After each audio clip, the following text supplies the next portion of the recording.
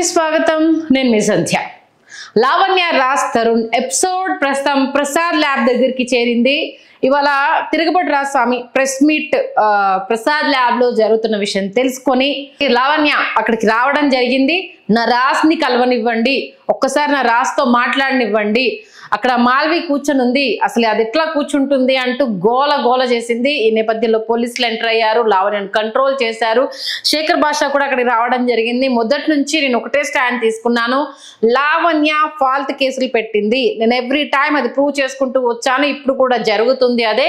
ఆమెకి ఇంకా ఎక్కడా ఎవరి సానుభూతి రాకపోవడంతో వాళ్ళ ప్రెస్ మీట్ దగ్గరకు వచ్చేసి ఏదో ఒకటి హంగామా చేయాలని ఆ అమ్మాయి ఇంకా బ్యాలెన్స్ కోల్పోయింది. అంటే మీడియా వాళ్ళకు చాలా రకాల సవాల్స్ని అయితే శేఖర్ పాషా పెట్టడం జరిగింది. ఎందుకంటే మీ అందరు అమ్మాయి అనేసి ఆమెకు సపోర్ట్ చేశారు, మిమ్మల్ని అందరినీ ఫూల్స్ని చేసింది, ఇలాంటి ఇంకా ఎంతమందిని చేసిందో ఆమె సంబంధించిన అనేక విషయాలను ఆడియో రూపంలో ఒక్కొక్కటి మీరే వింటున్నారు. మస్తాన్ సాయి ఒక జస్ట్ ఫ్రెండ్ మాత్రమే, మా అందరి మ్యూచువల్ ఫ్రెండ్ అంటూ చెప్పడం జరిగింది. తనతో మాట్లాడిన ఆడియో లీక్, నా గుండెకాయ అనుకుంటూ చెప్పిన అంశాలు కావచ్చు, తనతో ఫిజికల్ రిలేషన్కి సంబంధించిన విషయాలు కావచ్చు, తను చెప్పిన విషయాలన్నీ బయటికి రావడం. రాజ్ తరుణ్ డే 1 నుంచి వాళ్ళ ప్రెస్ మీట్లో అడిగిన ప్రతి దానికి సంబంధించి కొంతసేపు సమాధానం ఇచ్చాడు. ప్లీజ్ పదే పదే వాటి గురించి అడగండి. ఎన్ని రోజులు ఏంటంటే పరువు పోతుందన్న ఒక్క అంశంతోటే అణిచిపెట్టుకొని ఉన్నాను, ఇంకా నా వల్ల కాలేదు కాబట్టే నేను ఇంకా బయటికి రావాల్సి వచ్చేసింది, బరస్ట్ అయ్యాను. ఇప్పుడు కూడా అంటే ఒక భయం అనేది కామన్గానే ఉంటుంది. ఎందుకంటే తను చాలా క్లియర్గా ఒక విషయాన్ని అయితే ఎప్పటికప్పుడు నేను ఎదిగేటప్పుడు తను నాకు సాయం చేసింది కాబట్టే తనని ఇప్పుడు ఉన్న పలంగా రోడ్డు మీద వదిలేయొద్దు అనేసని నేనెంత భరించాను అనేది అది నాకు మాత్రమే తెలుసు. అమ్మాయి రోడ్డు మీదకి వచ్చినప్పుడు అమ్మాయిని నమ్ముతారు తప్పితే నన్ను నమ్మరు. అందుకోసం అనేసి నేను హైదరాబాద్లోనే ఉన్నాను, ఎక్కడికి పారిపోలేదు. నిజాలు ఖచ్చితంగా తెలుస్తాయి. ఇప్పుడు నేను తిరుగుబడి రాజస్వామి ప్రెస్ మీట్కు వచ్చాను, టీం మొత్తం ఉంది. నా పర్సనల్ విషయాలతో ప్రోగ్రామ్ని స్పాయిల్ చేయొద్దు ప్లీజ్, దయచేసి. నేను ఎదుర్కోవడానికి సిద్ధంగా ఉన్నాను, కోర్టులో తేల్చుకోవడానికి రెడీగా ఉన్నాను. ఆమె వేసిన ఎలిగేషన్స్ ఫాల్స్ ఎలిగేషన్స్, నేను మొదటి నుంచి చెప్పిన ప్రతి మాటకు కట్టుబడి ఉన్నాను, అవే ఇప్పుడు ప్రూవ్ అవుతున్నాయి. కాబట్టి దీని గురించి ఇంతకు మించి అడగొద్దు అనేసి అంటే ఒక విలేకరి అంటే దీని వెనకాల ఎవరైనా ఉండి కథ నడిపిస్తున్నారు అనుకుంటున్నారా, లేకపోతే ఆమె ఒక్కతే పోరాటం చేస్తుంది అనుకుంటున్నారంటే నేను దాని గురించి కూడా ఆలోచించదలుచుకోవట్లేదండి. ఏదున్నా నేను కోర్టులో తెలుసుకోవడానికి సిద్ధమైపోయాను. ఖచ్చితంగా నిజాలు అన్ని కోర్టులో తెలుస్తాయి. ఎప్పటి నుంచి విడిగా ఉన్నాము, ఈమె ఏమేం చేసింది ఏంటి అనేది ఇప్పటికే మీకు ఆల్రెడీ ఒక పిక్చర్ వచ్చేసి ఉండొచ్చు. నేను కావాలి అనుకున్నప్పుడు ఈ మస్తాన్ సాయితో రిలేషన్ ఏంటి, పోలీస్ స్టేషన్కి వెళ్ళి కేసు పెట్టడం ఏంటి, ఇప్పుడు ఆమె అది నేను పెట్టింది కాదు, నా సంతకం కాదు అనేసి చెప్తున్నది ఏంటి. శేఖర్ భాష మొదటి నుంచి కూడా ఒక ఫాల్స్ ఎలిగేషను, ఇది కంప్లీట్గా వాళ్ళ మదర్ని తిట్టింది, ఇది అవునన్నా కదన్న తప్పు. ఒక ఆడపిల్ల అని ఒక ట్రంప్ కార్డును ఉపయోగించుకొని మహిళా సంఘాలని మోసం చేసింది, మీడియా వాళ్ళని మోసం చేసింది, చూస్తున్న ప్రేక్షకుల్ని మోసం చేసింది. ప్రతి ఒక్కరికి ప్రతి మబ్బులన్నీ క్లియర్ అయిపోయాయి.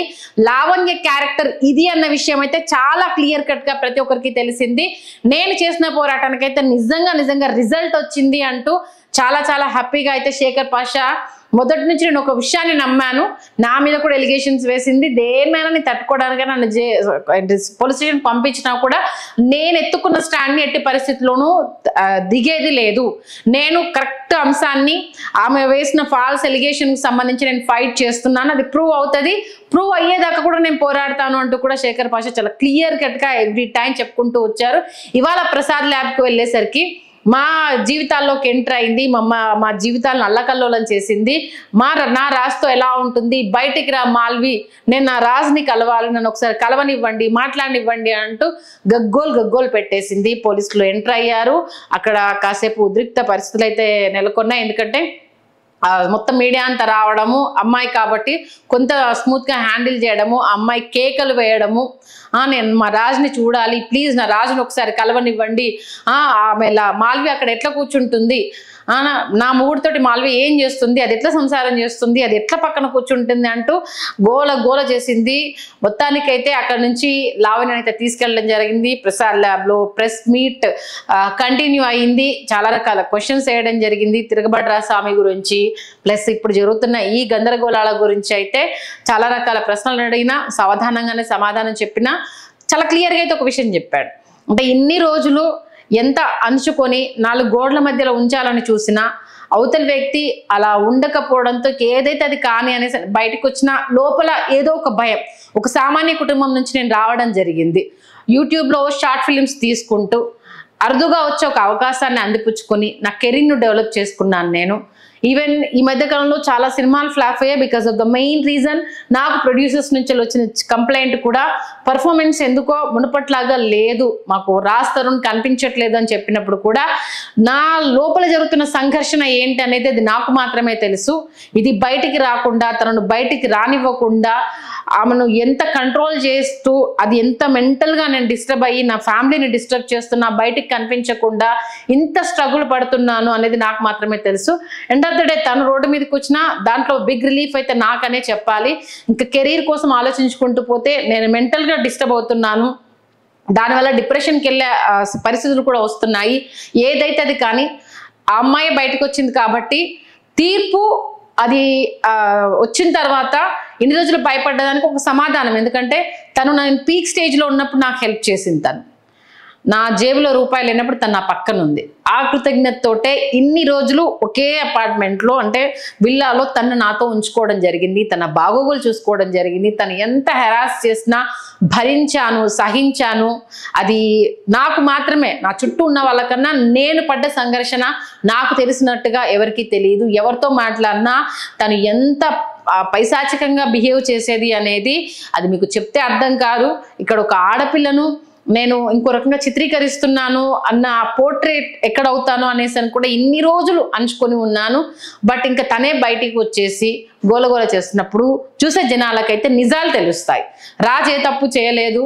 రాజ్ తరుణ్ మొదటి నుంచి అంటే అమ్మాయి విషయంలో ఎంత క్లియర్గా ఉన్నాడు, తను ఎలా ఏంటిది తన అవసరాల కోసం తను ఎలా పాడైపోయింది, అయినా సరే ఆడపిల్లని బయటికి రాకుండా నేను ఎలా కాపాడాను అన్నది అది నాకు మాత్రమే తెలుస్తుంది. కాబట్టి ఇంకా ముందు ముందు నిజాలు తెలుస్తాయంటూ కూడా రాజ్ తరుణ్ చెప్పడము. ఇవాళ తను ప్రెస్ మీట్ పెడుతున్నాను చెప్పగానే లావణ్య రావడంతో మరొకసారి అలా బ్లాస్ట్ అయిపోయింది న్యూస్. మొత్తానికైతే ఆల్మోస్ట్ లావణ్య రాజ్ తరుణ్ విషయంలో చేసిన ఎలిగేషన్స్కి అయితే తను స్టెప్ బై స్టెప్ డే 1 నుంచి అంటే కొంత ఎక్కడో దగ్గర స్టార్టింగ్లో సాఫ్ట్ కార్నర్ తన మీద ఉండింది అందరికీ.